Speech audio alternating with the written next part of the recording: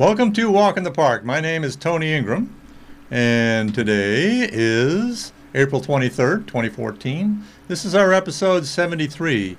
If you want to see all of my episodes, you can go to my vid blog at walkinpark.com. Okay. Well, last episode, 72, we did a program about the Civilian Conservation Corps in the Finger Lakes. It was a program put on by the Friends of Robert H. Treman State Park, which I'm on the board of, and it was given at Kendall of Ithaca by Josh Teeter, who is a environmental educator with the Finger Lakes State Parks, a job I used to hold years ago. So it was a very interesting program. We did the first half of it, and we're going to resume with the second part of it today. And first we're going to go to Robert H. Treman State Park, where you can learn a little bit more than what we're going to talk about today. At the park itself, you may recognize this as the old mill in the upper park. And right to the right of it, though, there is a path that goes up in the woods there. And there's the path. You can see an orange trail marker on the tree. And that walks back through the woods. And this path was created a number of years ago with the help of the Friends of Treman and the Cayuga Trails Club collaborated with the state park to build this path through the woods back to a boulder in connection with the Finger Lakes Trail as well. But there's this boulder out in the middle of the woods that says Camp Ccc Camp SP6, Company 1265, 1933 to 1941. During the Depression, Civilian Conservation Corps camps were established in every state to provide employment for the sons of needy families. On this site, 200 young men lived and worked under the supervision of U.S. Army personnel. They carried out worthwhile and enduring conservation and public works projects. Youth at Camp SP6 worked on improvements at Enfield Glen, which is now Robert H. Treman State Park, Buttermilk Falls, and Teganic Falls State Parks. So this is a picture here of that camp back in, I think, 1934 or so. So they were a very active camp. And if you go to the mill again, you can see a little building on the right-hand side of the mill. And inside there, we have an exhibit hall about the Civilian Conservation Corps in general, and also details about this camp. This is a group of the Friends of Robert H. Treman State Park, and during something called Heritage Day in that exhibit hall. And on the right is an exhibit case, and you can see a bunch of dishes up there, and those were actually found on the site of the camp, the camp's now gone. It was taken down in 1951. But here's a picture not of that camp, but of typical dishes used in a CCC camp. And here's some of the dishes that were collected on that site, obviously mostly broken.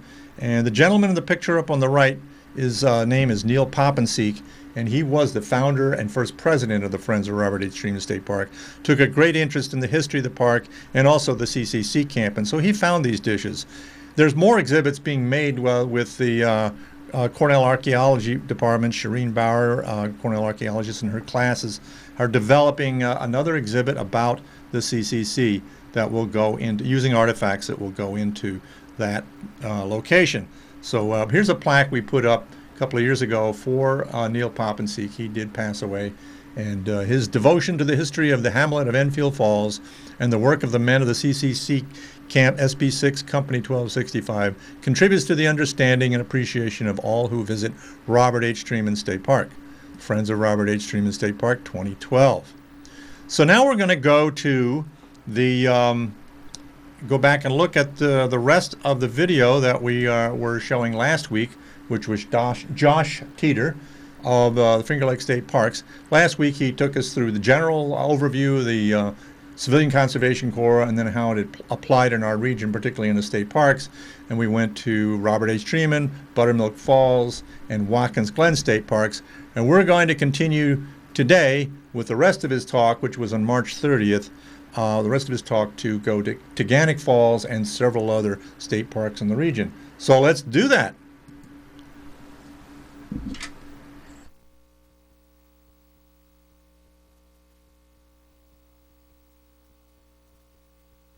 If you've noticed, if you hike there, they've got some good stairs.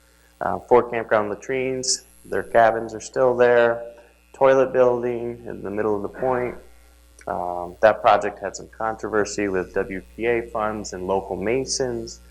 5 acres of lawn, an incinerator was built from the quarry. So the quarry at Teganic was above the park, above the upper falls, on the south side of the stream. And in 1934, the report was 40,000 square feet of flagging quarried, 1,000 cubic feet of building stone quarried, and 1,000 running feet of curbing quarried. So they got some materials out of there. So they were still quarrying, they were still building a workshop and a storehouse, and 2 stone and timber bridges in the gorge. Who's been on the Gorge Trail in the past 20 years? How many bridges are there? 1, right? So, again, life is hard in the gorge. So after that flood of 35, here's some of the destruction that was down here. So they worked a lot cleaning up. This is where Route 89 is.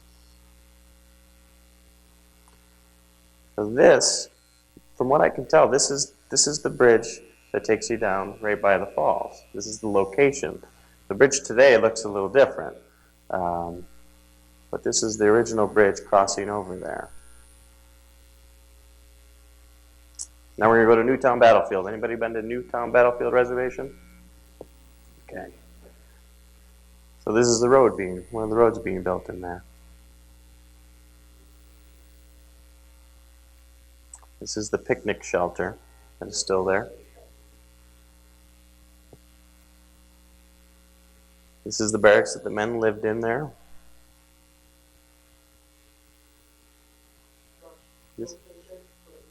Near Elmira. Yeah. So they had what they were called colored camps in the CCC. Now there were, I think, 20 or 22 camps that were designated as colored camp. They segregated the men. And there's a long history about why this was done and what socially was going on. I'm not going to get into that necessarily. But one of the really cool thing is these guys were the officers.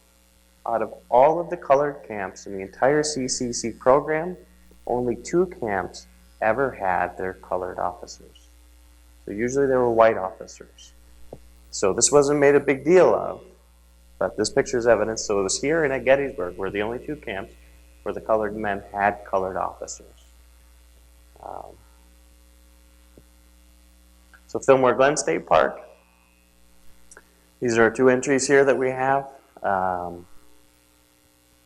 Anybody been to Fillmore?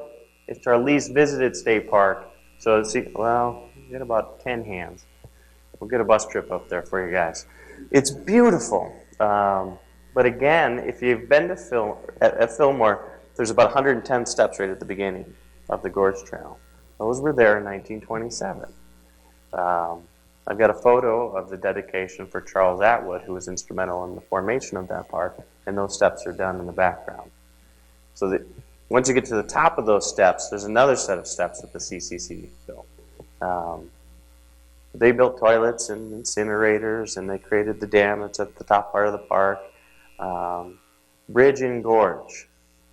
Today there are 8 bridges in the gorge. So I'm not sure which bridge they're talking about, this one in 1933. They did quarry some stone.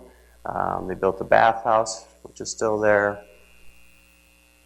And this is one of our engineers. This was a note I liked. On a motion by Commissioner Hulbert, seconded by Commissioner Donovan, Assistant Engineer Harlan Knight was granted a leave of absence during the period of his transfer to the position of Superintendent at Fillmore Glen CCC Camp, State Park 33. So, you guys live in Ithaca. You know that we always do things a little bit differently.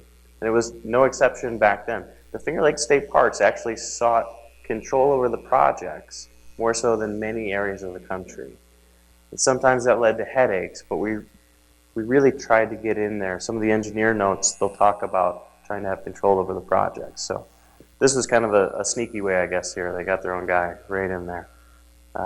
This is the cow sheds at Fillmore Glen State Park. This is their camp. Right down the bottom of part of the park, they actually dedicated this plaque in 1933 or 1993. So do you guys know that they called it the Roosevelt's Tree Army? So this is a plaque that talks about that. Anybody been to Fairhaven Beach State Park? Yeah. So remember this picture. I like this picture, one, because of the color, but two, it's almost the exact duplicate of a picture that was taken in the 30s. So they did a lot of road building there, built some toilets, 8 camp cabins, 1 camp shelter, creek bank protection, jetty east of bathing beach, water system to campsite. So there is a sign at Fairhaven about this, about their contribution. 27 cabins at the end of their stay. Improved trails, picnic facilities, built the channel that connects Sterling Pond to Lake Ontario. So because of them, every year I have to go up to Sterling Pond, get in canoes and kayaks with my interns, and we pull water chestnut, which is an aquatic invasive, so it doesn't get into Lake Ontario, through the channel that was built. I'm not mad. I like a day on the boat. They planted a bunch of trees and 3,500 feet of guardrails. Upper left is their library. It's a pretty nice library. Nice cozy stove. These are the guys up there. Does this picture look familiar? It's like that nice blue one. Yeah, so that's all that construction. Good construction. I think that guy's happy that's all he's doing is moving rocks. So they won a prize. They used to come around and do inspections of the camps. You don't know exactly what the prize was, but it looks like they had a good time. So I was able to find this. It's a scrap of paper. And it says, working pulling stumps outside of Fairhaven, New York. Went to ball game at high school, won 3-2. So that was June 1935. This picture down here, the guy with he's got a wooden duck. This guy's got a carving. These are their art projects. So remember, they said they had their time of their own after dinner. So they would do classes. They would learn to read and write, do art. Some of them learned how to become machinists. So the educational programs throughout the region, throughout the state, throughout the country differed widely.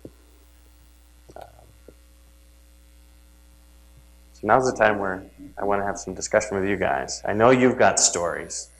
I've heard some grumblings out there. And in preparation for this, the hardest thing is knowing what to include. So I've done a lot of background reading in general on the program. There's a couple of great resources out there. So I encourage general questions, specific questions about what you saw here. I can go back to any of those pictures if you want. There's a microphone that's going to come around on a pole, though, so don't be frightened. So somebody's going to start buzzing above your head because you raised your hand first. I'm curious, are there any memoirs of people who were in the camps? Did you find anything? Not in my archives. So the archives, I know that there's one somewhere digitally available, and I read it 4 years ago when I took the job, but I could not relocate it. And it was about a guy who was driving a truck, and he was driving from Treman to Buttermilk. And he essentially sounded kind of grumpy, and I remember, but the tone was he was driving truck, he didn't care about conservation, he just wanted a job. And that was the sentiment of his interview. How much of the year did the men work? They probably couldn't do this in blizzards. They worked all year. In New York, I was talking to a gentleman before, and there were certain camps that kind of shut down in the extreme weather, but here they were there all year. There were pictures of them actually quarrying out the rock in January. So they found things for them to do in the wintertime even. That's where that Saturday work came in. If there's a blizzard on a Tuesday, make up the work on Saturday. When I came to the Ithaca area in the late 40s, I think I remember there being some buildings over on the Game Farm Road near Cornell that people told me were Ccc Camp. Is that true? I would think that's true. It wasn't a state park camp, but there was a camp up there in the buildings. I think I've seen photos of them as well. They were all over. So the buildings that you saw in the CCC camp at Robert Treeman actually remained in the park until 1951. Some of the camps were not torn down after the men left. They were kept there in case we wanted to use them for prisoners. So some of them were actually used for prisoners during World War II. The buildings at Treeman specifically were never used for that purpose. They actually rented them to a farmer at one point who lived in them, and then they were sold off one by one. The buildings that I showed you at Watkins Glen actually housed construction workers who built the Seneca Army Depot. Yeah, lots of those buildings at Watkins. Yep. So if you want to see a building that's still standing, you can see the cabins at Treeman. The park manager still lives in one of the buildings. His house was built by the CCC, park manager residence.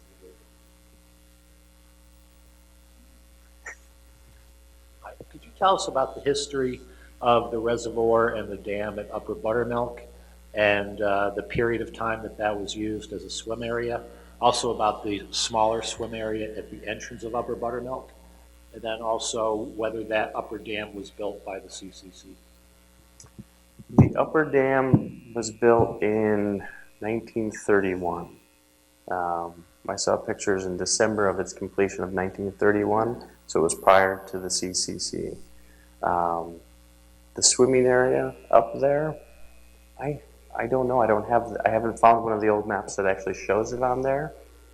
Somebody may remember it actually being open. Yeah, that was open when I was in the 80s. Okay, and it was at the dam itself. Or Scott Dam, picnic area by the bridge on West King Road. Right there. Okay. So There was an older swim area that was at the actual large reservoir beyond the ford, because you can still see the mountings there where there was a diving board. And, My mother said she used to swim at Lake Treeman. I was curious if the lifeguards allow people to jump off the cliffs up there. I don't know. I'll have to ask her. She said my grandmother used to just kick them out of the car and then she'd go lay in the sun. And they swam at Buttermilk. That's how they spent a good deal of their summer. You say that the cabins that the CCC built are still there. Now, how much of the original cabins are there? Are they like the South Carolina cabins that they said, well, we rebuilt them because the termites got into them? No, if you go in there, they look original. They the parks, look original. I'm pretty sure they are original. The parks is capable of reproducing some of that stuff, but not on a large scale where they actually deconstructed and reconstructed all of those cabins. So if they had to repair, then they did repairs, but they have not taken them down and reconstructed them. At Fairhaven, some of the buildings up there have seen major reconstruction. Apparently the CCC only could purchase one size nail. It was about that long. And when they put siding on many of the buildings, you'd have a guy on the outside putting up siding that's an inch thick, and he's hitting the nail in. And it was somebody's job to hold a metal plate on the other side that actually bent the nail down. And that's what he did all day. And if somebody felt sick, he would let them take that job, and he would go and do their job. But the park manager's done a lot of work at Fairhaven and had to do a lot of rebuilding up there. And he was cursing these nails for a long time. And then he met one of the guys that actually did that. As far as I can tell, as far as I know, that they were never actually all taken down, just minor repairs made. So, and I know the wood is pretty good. I'm lucky enough to live in the Miller's old house, which was built before the CCC stuff, and there's still bark on the floor joists down in the basement. So, I mean, the beams are very large, so I think they're original. Not like South Carolina. I don't. Why did they take them apart and reconstruct them in South Carolina? Do you know? Just termites? I think the heat and humidity and termites, I mean, wood doesn't last in the South. So. Well, they do have a lot of bees that move in every year. I know that's a constant battle in the cabins, and the bats really like them. So I've rescued a few bats. Any other questions? Oh, there's one.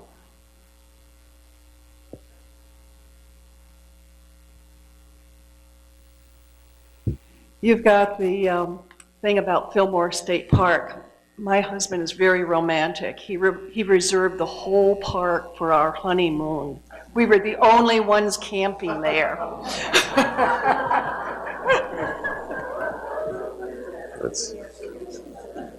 That's a good. Was it you? That was a good move.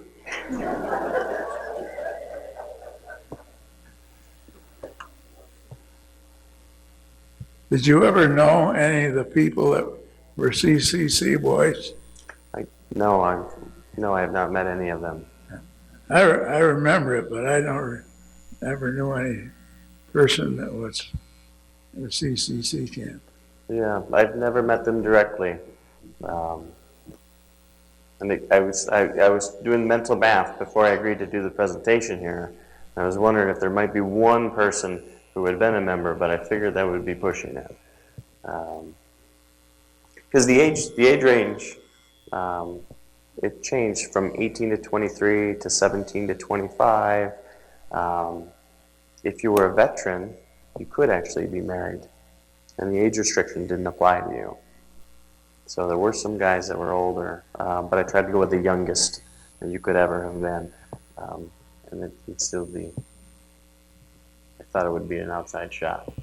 Were the CCC camps in every state? Yes, and territories. So they were in Hawaii, they were in Alaska, they were in Puerto Rico. You had to be a citizen. This was the requirement, the enrollment requirements. So if there weren't enough citizens in, say, the Dominican Republic, they would ship the guys there.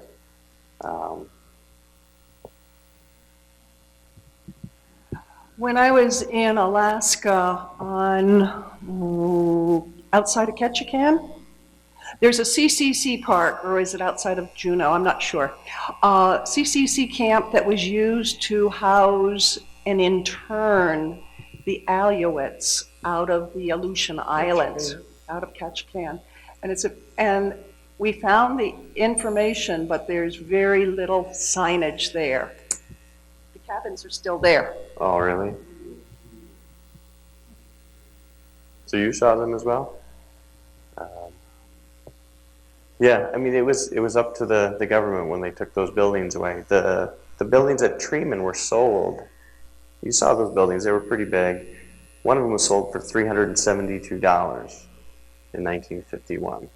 And you had to actually put a $200 deposit down that you would get back once you removed the building and cleaned up the site. Because some people didn't get their deposit back. They left a mess behind. So maybe they couldn't sell those buildings, I don't know. The state of Ohio had, I believe, a Republican administration all during the CCC era and was very uncooperative. But Ohio State has one of its buildings, a little building for the School of Social Work. And on the fourth floor of that building was a library that had a lot of murals that were painted by CCC personnel. And the students had charge of several paintings that they used for student activities. And they asked me to house one, and then the student organization became inactive. And we still have that painting on the back of glass. It's a very primitive painting, but it's one I like. Huh. Yeah, I mean, some of the camps had newspapers that they put out. So the Glen Echo is the one at Robert Tremont State Park. They had publications, paintings. I mean, they did all kinds of classes. So you still have the paint? Is it here?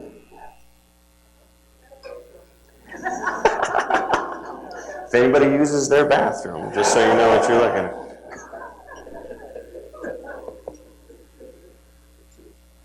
Any other stories or questions or comments? In your non-park CCC research, did you discover anything about the work in the 6 Mile Creek Gorge, the stonework? That was apparently CCC. It looks a lot like CCC. Robert Treeman was instrumental in that as well, with another trustee whose name is escaping me.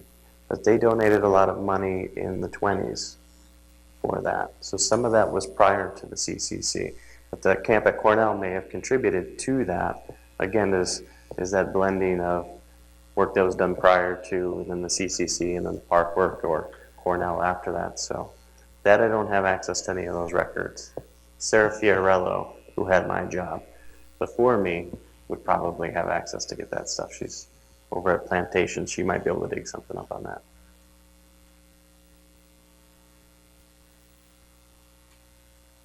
You referred to the flooding of 1935, didn't you? Yep.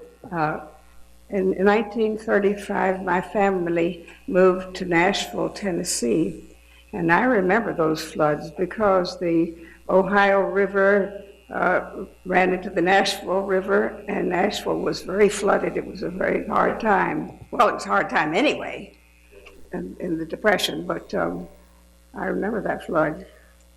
I was 8 years old. Oh. They did a lot of flood relief, and the Tennessee Valley Authority was another big push, a New Deal program. So it was at Muscle Shoals, and then they expanded the program right around that same time with the Civilian Conservation Corps. So a lot of hydroelectric projects happened after that flood.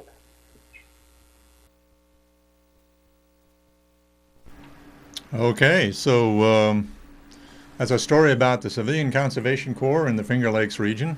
And as I was mentioning earlier, you can learn a little bit more about that if you go to Upper Treeman, to our old mill there. And on the right-hand side of the mill is an exhibit area on the Civilian Conservation Corps.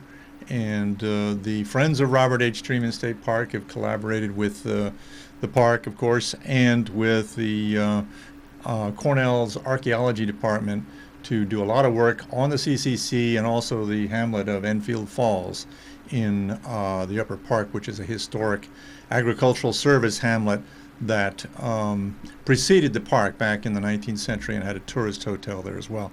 So there's a lot going on up there. If you go to the Friends website, let me see if I can get that up for you here again.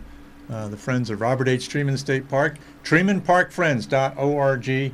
Then you can see our website and get a lot more information. There's some more videos and so forth there. So, okay, so that pretty much wraps it up for today. If you want to see last episode's program, go to my blog and at walkinpark.com, and you can see episode 72. This is episode 73. Thanks for joining me. See you soon.